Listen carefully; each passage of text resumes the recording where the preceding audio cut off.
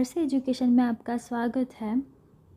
आज के वीडियो में हम सूर्यकांत त्रिपाठी निराला की एक जो प्रसिद्ध रचना है भिक्षुक, तो इस रचना का भावार्थ देखने वाला है। भावार्थ देखने से पहले हम कविता को एक बार पढ़ लेंगे, उसके बाद मैं आपको इस कविता का संपूर्ण भावार्थ अच्छी तरीके से समझाऊंगी। तो शुरू करते हैं। वह आता, दो टुक कलेजे को करता, पछताता पथ पर आता। पेट पीठ दोनों मिलकर है एक, चल रहा लकोटिया टेक। मुट्ठी भर दाने को, भूख मिटाने को, मुँह फटी पुरानी झोली का फैलाता। दो टुक कलेजे के करता, पछताता पथ पर आता। साथ दो बच्चे भी है, सदा हाथ फैलाए, बाएं से वे मलते हुए पेट को चलते, और दाहिना दया दृष्टि पाने की और बढ़ाए। भूख से सुख ओठ जब जाते, दाता भागी विधाता से क्या पाते। घूट आंसुओं के पीकर रह जाते, घूट आंसुओं के पीकर रह जाते। चाट रहे झूठी पतलवे, सभी सड़क पर खड़े हुए, और झपट लेने को उनसे कुत्ते भी है अड़े हुए। ठहरो, ओहो मेरे हृदय में है अमृत, मैं सींच दूंगा। अभिमन्यु जैसे हो सकोगे तुम, तुम्हारे दुख में अपने हृदय में खींच लूंगा।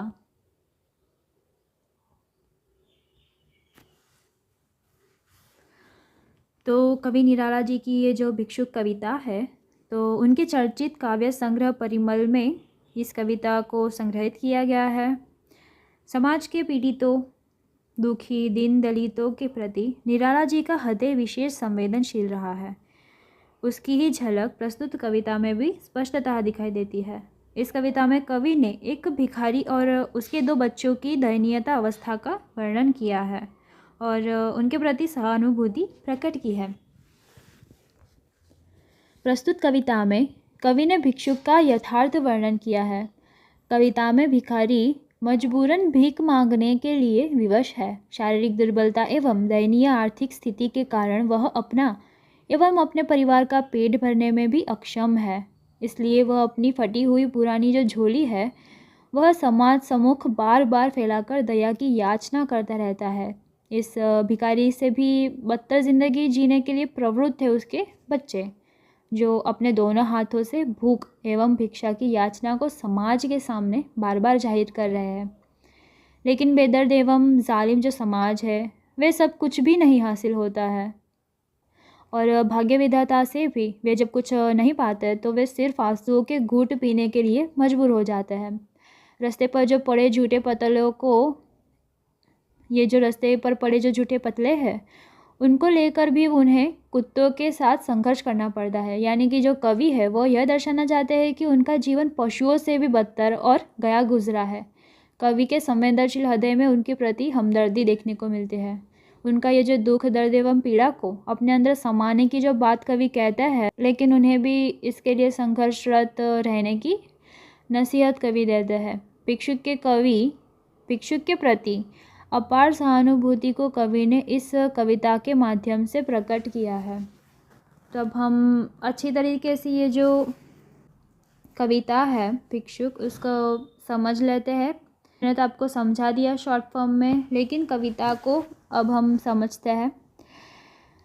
तो वह आता, दो टुक कलेजे को करता, पछताता पथ पर आता। यहाँ पे कलेजा यानी कि हृदय।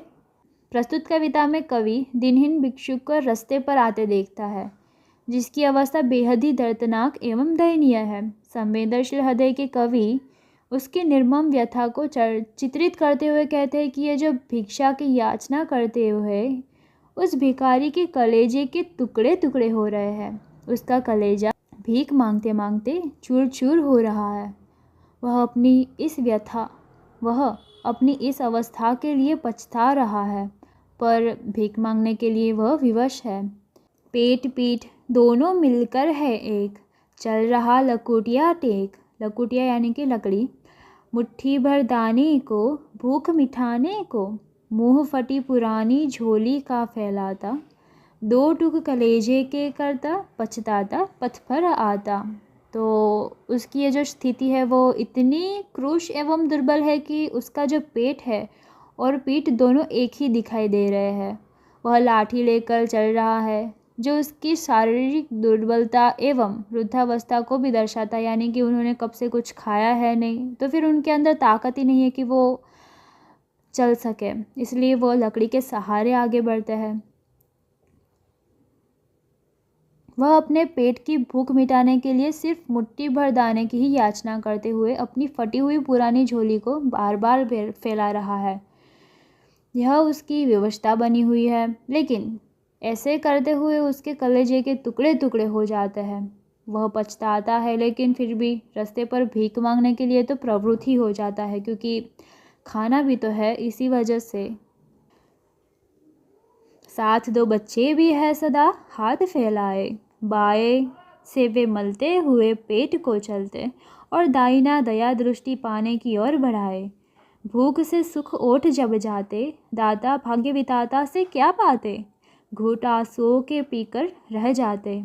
उस भिखारी की ये जो दयनीयता है, और अधिक इसलिए भी है कि उसके साथ 2 बच्चे भी हैं जो सदैव अपने हाथ फैलाते हुए हैं। बाएं हाथ से वे अपने पेट पर हाथ फेरते रहते हैं और मानो अपनी भूख का इजहार कर रहे हैं, और दाया हाथ आगे की ओर फैला रहता है, इस आशा में कि किसी की दया का पात्र वे बने, कि किसी की दया के पात्र वे बन जाए और कोई उन्हें कुछ खाने के लिए दे दे।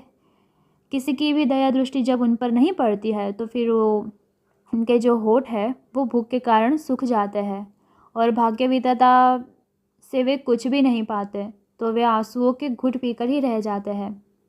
यानी कि भूख मिटाने के लिए जब ये भिखारी रास्ते पर भीख की याचना करते हैं और कोई भी जब इन्हें पर दया नहीं दिखाता, तब भूख के कारण इनकी आंखों से आंसू बहने लगते हैं। और भाग्य विधाता भगवान से भी जब कुछ हासिल नहीं होता, तब दर्द और निराशा ही उनके हाथ लगती है। चाट रहे झूठी पतलवे सभी सड़क पर खड़े हुए, और झपट लेने को उनसे कुत्ते भी है अड़े हुए।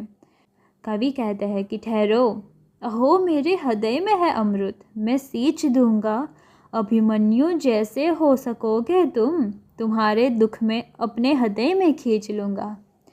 तो इन भिखारियों की ये जो नज़र है वो कभी सड़क पर पड़ी हुई है, वो जो झूठी पतलवे है उन पर पड़ी हुई है, तो भूख के कारण वे उन्हें भी चाटने लगते हैं। किंतु यहाँ भी उनके प्रतिस्पर्धी के रूप में कुत्ते मौजूद होते हैं, जिन्हें लगता है कि उनकी भूख का हिस्सा इन भिखारियों के द्वारा खाया जा रहा है, इसलिए वे भी उनके हाथों से उन झूठी पतलवों को हासिल करने के लिए अड़े हुए हैं। जीवन की ये जो कैसी विडंबना है कि जो पशुओं के लिए भोग्य वस्तु है वह भी उनके नसीब में नहीं होती है, या उसके लिए भी उन्हें संघर्ष करना पड़ता है। परंतु ये जो कवि है उनका हृदय संवेदनशील है, मानवीयता से ओतप्रोत है। उन भिखारियों की स्थिति को देखकर उन्हें उनका हृदय कहता है कि मेरे हृदय में संवेदना का अमृत बह रहा है, मैं उस अमृत से तुम्हें सींचकर तृप्त कर दूंगा, लेकिन तुम्हें चक्रव्यूह में भेदने गए अभिमन्यु जैसे जुझारू और संघर्षशील होना होगा, तभी इस संसार की गरीबी और अन्य दुष्चक्र रूपी चक्रव्यूह है, तो उनसे तुम मुक्त हो सकोगे। तुम्हारे संपूर्ण दुख दर्द को मैं अपने हृदय में समेट लूँगा, तुम्हारे सारे दुख दर्द को बांटकर उन्हें दूर कर दूंगा। अतः कवि भिक्षुक की जो दीनता है उसके प्रति अपनी अपार संवेदनशील सहानुभूति को प्रकट करता है। समाज के शोषण, अन्याय एवं दमन के खिलाफ ऐसे शोषित, पीड़ित एवं दलित वर्ग के प्रति कवि की आस्था एवं संवेदनशीलता को प्रस्तुत कविता बयान करती है। तो यह थी सूर्यकांत त्रिपाठी निराला की कविता भिक्षुक। मुझे आशा है कि आपको इस कविता को समझने में कोई मुश्किल ही नहीं हुई होगी। तो सूर्यकांत त्रिपाठी निराला की ये जो कविता भिक्षुक है, तो इसका भावार्थ हमने देख लिया। तो इसके अगले वीडियो में मैं आपको इस कविता की विशेषता तथा इस कविता का सारांश, यानी कि कवि कहना क्या चाहता है इस कविता के माध्यम से, वो देखेंगे। मेरे चैनल को लाइक कीजिए, सब्सक्राइब कीजिए और शेयर कीजिए। धन्यवाद।